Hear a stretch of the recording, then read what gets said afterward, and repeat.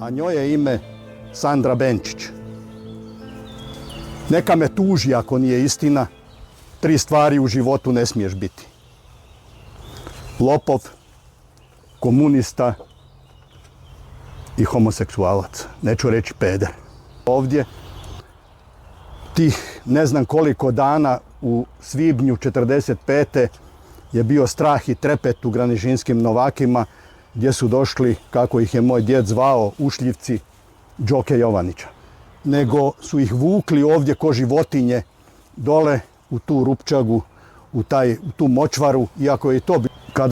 Kad smo pripremali oslobođenje od one Juge, od onog kumrovečkog krmka, što bi se dogodilo da nam dođu na vlast antifašisti?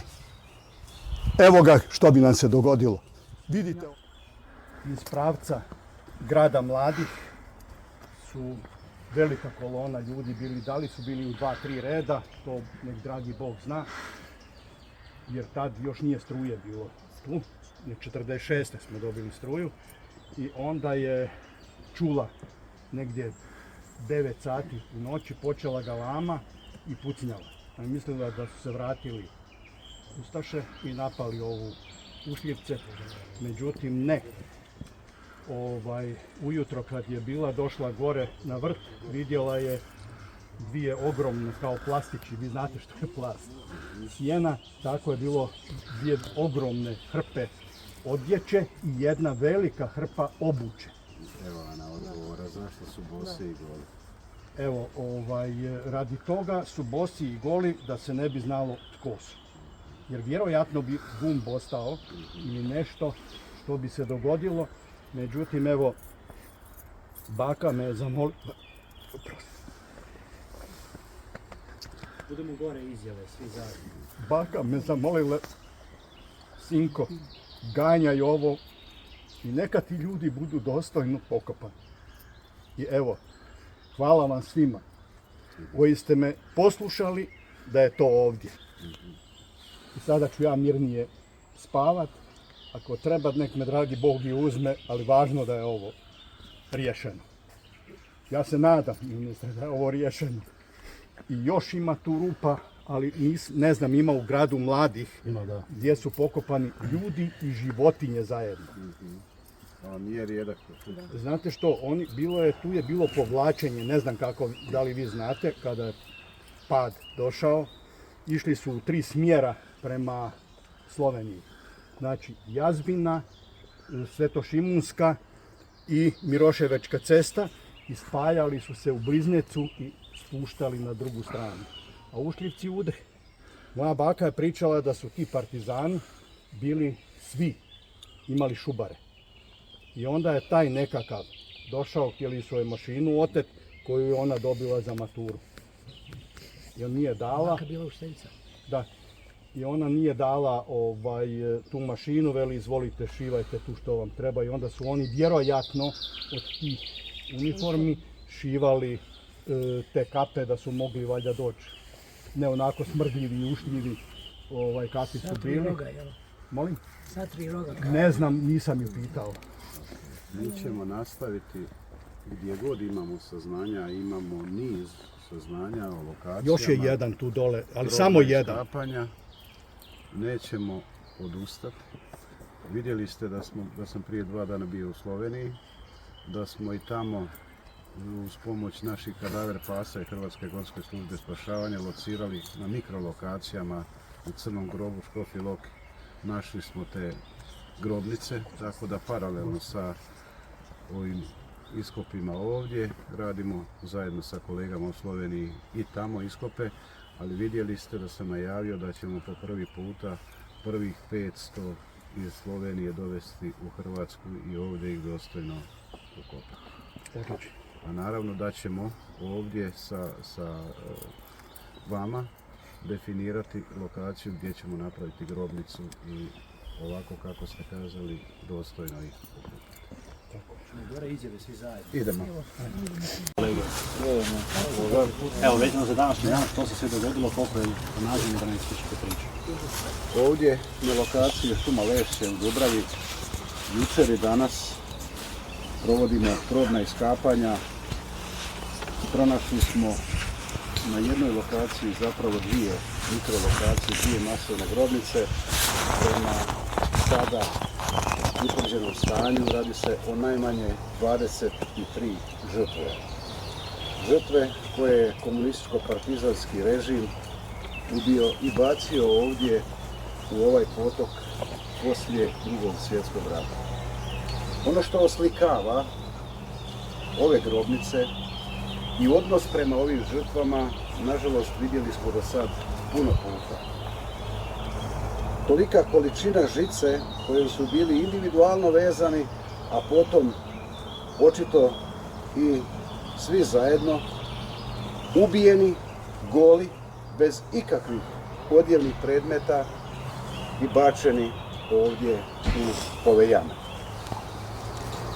Ova lokacija jedna je od onih lokacija, od 44 lokacije koje smo pregledali na širem području grada Zagreba i gdje smo do sada ekshumirali više od 2200 posmrtnih ostataka žrtava iz Drugog svjetskog rata i poslijeratnog razdoblja. I ovo danas je dokaz naše ustrajnosti, naše odlučnosti da se ekshumiraju i dostojno ukopaju sve žrtve Drugog svjetskog rata i poslijeratnog razdoblja, sve žrtve komunističko-partizanskih zločina. Uz aktivnosti koje provodimo ovdje na širem području grada Zagreba, podsjećam da smo prije 2 tjedna na području Zagvozda pronašli jednu masovnu grobnicu u Biokovu, gdje se radi između ostalog po našim procjenama i o posmrtnim ostacima ratara i Širokog Brijega. Uz aktivnosti koje provodimo u Hrvatskoj, prije 2 dana boravio sam u Sloveniji, gdje smo po prvi puta u uskoj suradnji sa kolegama iz Slovenije angažirali naše kadaver pse koji djeluju u sklopu HGSS-a i već po dolasku tamo naši psi pronašli su, odnosno locirali su mikrolokacije masovnih grobnica na području Crnog groba u općini Škofja Loka. Tijekom boravka u Sloveniji potvrdili smo naše traženje da se tijekom ovog proljeća po prvi puta u Hrvatsku preuzmemo, dovezemo 500 žrtava Hrvata koji su ubijeni na križnom putu na području Slovenije. I kako proces ekshumacije, pronalaska ekshumacije na području Slovenije bude tekao, kad se potvrdi i utvrdi na osnovu predmeta hrvatske žrtve, dopremit ćemo u Hrvatsku i dostojno ukopati na hrvatskom tlu. Želim naglasiti činjenicu da uz sve ove napore koje provodimo u traganju za žrtvama iz Drugog svjetskog rata i poslijeratnog razdoblja, nama primarno ostaje prioritet našega rada i traganja za žrtvama nestalima u Domovinskom ratu. I uz rezultate koje imamo ovdje u pronalasku žrtava iz razdoblja Drugog svjetskog rata i poslijeratnog razdoblja, tako postignuća i rezultate imamo i u pronalasku žrtava nestalih u Domovinskom ratu. To oslikava naš pristup naše vlade, pristup Ministarstva hrvatskih branitelja i Uprave za zatočene i nestale u proteklih 10 godina, gdje svakodnevno, kontinuirano tragamo i rješavamo pitanje nestalih u Domovinskom ratu, ali i žrtava iz Drugog svjetskog rata i poslijeratnog razdoblja. I u ovoj prilici želim iskazati zahvalu svjedocima i ljudima koji su prenosili iz generacije na generaciju istinu o stradanju Hrvata. Tako se zahvaljujem i gospodinu Josipu Križu i kolegama iz 148. brigade Dubrava, 145. brigade Dubrava, koji su sve ove godine sa Ministarstvom hrvatskih branitelja u suradnji, u prikupljanju saznanja, u obradi ranije prikupljenih saznanja kako bismo bili što uspješniji, što precizniji u pronalasku nestalih osoba.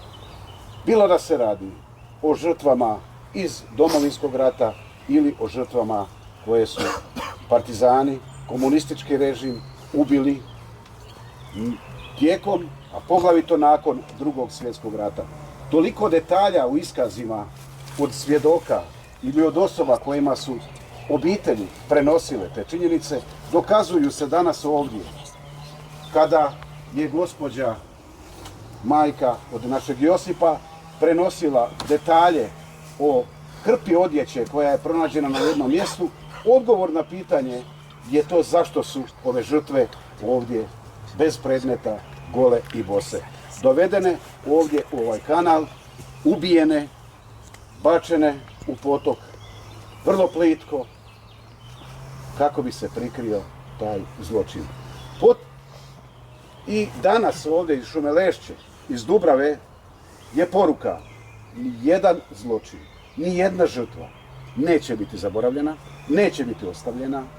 Uložit ćemo napora i energije koliko god je potrebno, rasvijetliti sudbinu svih tih zločina, svakoj žrtvi omogućiti pravo na grob, ekshumirati. Nažalost, zbog okolnosti u kojima su bile ovi posmrtni ostaci u potoku, kosti su u dosta lošem stanju i vrlo teško možemo govoriti o identifikaciji, ali zato ćemo u dogovoru i sa kolegama hrvatskim braniteljima dogovoriti lokaciju gdje ćemo ih dostojno ukopati. Osuda komunističkog režima i danas ovdje iz Dubrave, a na osnovu zločina kojemu svjedočimo. Zločina prema ljudima koji su ubijeni, bačeni, s ciljem da se prikrije taj zločin. Isto ono čemu svjedočimo u odnosu prema žrtvama iz Domovinskog rata na lokaciji Petrovačka dola kod Vukovara, gdje su ubijeni, bačeni na odlagalište otpada, na njih nastavili dovoziti i životinjski otpad i građevinski materijal sa ciljem da se prikrije taj zločin. Isti taj modus operandi vidimo da je bio primijenjen i 45. i 46. godine. I ovdje u Dubravi, ali na nizu lokacija, na križnim putevima i u Republici Sloveniji i u Republici Hrvatskoj. Ali ponavljamo našu poruku: sve te zločine rasvjetljujemo pronalaskom ovih žrtava. Žrtvama ćemo omogućiti, nakon toliko godina, grob, da napokon dobiju svoj spokoj i svoj mir, ali da rasvjetljimo istinu što se to događalo u Republici Hrvatskoj tijekom, poglavito nakon Drugog svjetskog rata. Koliko su zahtjevne ova istraživanja i traganje za posmrtnim ostacima iz Drugog svjetskog rata? Koliko god bila zahtjevna, složena, a svaka od ovih lokacija na svoj način iskazuje složenost, možete vidjeti ovu okolinu u dubini šume, u kanalu, u potoku. Nije jednostavno danas nakon toliko godina pronaći te mikrolokacije, ali zahvaljujući ljudima kojima je stalo da se istina pronađe, da se istina obznani, da se te žrtve nađu, da se izvuku iz tog potoka, iz tih jama, pomaže nam i potvrda je ovo naše ustrajnost. Ono što bi još kazao, kao još jedna od složenijih lokacija, ali i dokaz monstruoznog pristupa i odnosa prema žrtvama, jest lokacija u Dubravi gdje je sagrađen objekat koji je danas napušteni Unikonzum, ispod kojega imamo određene indicije da se nalaze posmrtni ostaci, i tamo smo putem poluge koju koristimo i koju smo uveli georadara i snimanjem čak i preko betonske ploče već utvrdili da se ispod tog betona po svemu sudeći nalaze grobište, tako da ćemo u danima koji su pred nama razbiti taj beton i te osobe ekshumirati. I tu jasno iskazujemo našu odlučnost da ćemo ispod tog betona, iako su bili zabetonirani, da se prikrije, razotkriti, kao što smo to učinili na nizu do sada otkrivenih lokacija, i one u centru Gospića kod groblja, i one u Savskoj ulici preko puta Ministarstva hrvatskih branitelja, i toliko tih lokacija. Koliko god svaka od njih bila složena i zahtjevna, ali mi smo ustrajni, imamo izvrsnu organizaciju. Ovo što je sada dole skroz u potoku, gore da nije nešto dublje možda, pogledajte. Da sve žrtve dobiju nakon toliko godina svoj mir. Koliko su okrutni partizanski zločini zapravo bili? To možete vidjeti već na prvi pogled na ove grobnice. Možete vidjeti po načinu kako su bačeni, po načinu kako su bili vezani. I samo si možete pokušati rekonstruirati, dočarati kakve muke su prošli ti ljudi, kroz što su sve prolazili prije na što su ovdje dovedeni i mučki ubijeni i bačeni. Evo, zadnje pitanje, Hrvatska uskoro preuzima posmrtne ostatke 500 žrtava iz Slovenije. Kakva je to dinamika, kakvi su planovi, o čemu je riječ? Kao što sam najavio tijekom ovog proljeća, po prvi puta po sporazumu Republike Hrvatske i Slovenije preuzet ćemo prvih 500 posmrtnih ostataka Hrvata, žrtava iz Hrvatske koje su ekshumirani na području Slovenije. Organizirat ćemo u Republici Hrvatskoj grobnicu, organizirati dostojan ukop onako kako smo to učinili prošle godine za žrtve Jazovke. I tako ćemo u buduće činiti prema svim žrtvama za koje utvrdimo da su iz Hrvatske. To, nažalost, možemo utvrditi na osnovu predmeta, jer posmrtni ostaci, odnosno kosti, su u tako lošem stanju, kao što možemo vidjeti ovdje, da je teško provesti identifikaciju, ali možemo na osnovu predmeta koji se nađu neposredno uz njih. Ima li kakvih novosti o nestalima iz Domovinskog rata? Dakle, recentnih možda. Ono što je aktualno, dakle što radimo svo ovo vrijeme u više županija, izdvojit ću kontinuitet naših napora na području istoka Hrvatske. Petrovačka dola, nakon što smo uklonili više od 150.000 kubnih metara otpada, među kojima je i opasni otpad azbest, nastavljamo pretragu tog terena, tog područja. Paralelno s time pretražujemo dalje i područje Ovčare i područje Jakobovca. U Zavodu za sudsku medicinu i kriminalistiku u procesu je obrada određenog broja posmrtnih ostataka i vjerujem da ćemo vrlo brzo imati i rezultate i da će određeni broj obitelji biti pozvane na konačni čin identifikacije njihovih članova obitelji. Uz područje istoka Hrvatske radimo i na području Sisačko-moslavačke županije. Nedavno smo, svjedoci ste, pronašli na području Osječko-baranjske županije posmrtne ostatke. Dakle, svakodnevno paralelno radimo i sa ciljem pronalaska osoba nestalih iz Domovinskog rata i to nam je prioritet, ali jasno radimo i ovaj proces pronalaska i ekshumacije žrtava Drugog svjetskog rata i poslijeratnog razdoblja. Evo, hvala. Sada će gospodin Josip Križ koji je dao informaciju. Evo, prvo nas se predstavite, gdje živite, koliko imate godina i kako to da ste tu? Ja sam Josip Križ, rođen sam u ovome kraju.